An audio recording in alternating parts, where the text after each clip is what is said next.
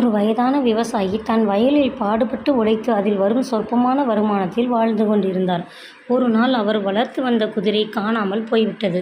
தகவலை கேள்விப்பட்ட அக்கம் பக்கத்தில் வசிப்பவர்கள் என்ன ஒரு துரதிர்ஷ்ட நிலை என்று பரிதாபமாக விசாரித்தனர். அவர்களின் ஆறுதலுக்கு விவசாயி மௌனமாக இருக்கலாம் என்று பதிலளித்தார். அடுத்த நாள் தொலைந்து போன அவருடைய குதிரை தன்னுடன் 3 குதிரைகளை அழைத்து வந்தது.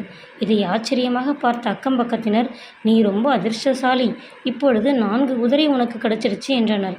தனக்கு கிடைத்த அதிர்ஷ்டத்தை பெரிதாக எடுத்துக்கொள்ளாமல் மறுபடியும் இருக்கலாம் என்று விவசாயி கூறினார். ஒரு வாரத்துக்கு பிறகு விவசாயியின் மகன் குதிரையை வேகமாக ஓட்டிச் சென்று தவறுதலாக கீழே விழுந்து காலை உடைத்து கொண்டான். இப்பொழுது அக்கம் பக்கத்தில் இருந்தவர்கள் விவசாயியிடம், உனக்கு ஒரு நல்லது நடந்தால் அடுத்து ஒரு கெட்டது நடக்குதே, உன் பையன் எழுந்து நடக்க 10 மாதத்திற்கு மேல் ஆகும் போல இருக்கிறதே, ரொம்ப கஷ்டமான நிலைமை என்று கூறி ஆதங்கப்பட்டனர். அப்பொழுதும் அந்த விவசாயி பெரிதாக வருந்தாமல் இருக்கலாம் என்று அதே பதிலை கூறினார். ஒரே வாரத்தில் அந்த நாட்டில் போர் வந்துவிட்டது. வீட்டில் இருக்கும் எல்லா இளைஞர்களும் கட்டாயம் போரில் கலந்து கொள்ள வேண்டும் என்று கட்டளை பிறப்பிக்கப்பட்டது. வீடு வீடாக இராணுவத்தினர் புகுந்து இளைஞர்களை அழைத்துச் சென்றனர். ஆனால் அந்த ஏழை விவசாயியின் மகனுக்கு கால் உடைந்திருந்ததால் அவனை மட்டும் அழைத்துச் செல்லவில்லை. இதை கண்டு ஊர் மக்கள் அந்த விவசாயியின் அதிர்ஷ்டத்தை கண்டு புகழ்ந்தனர்.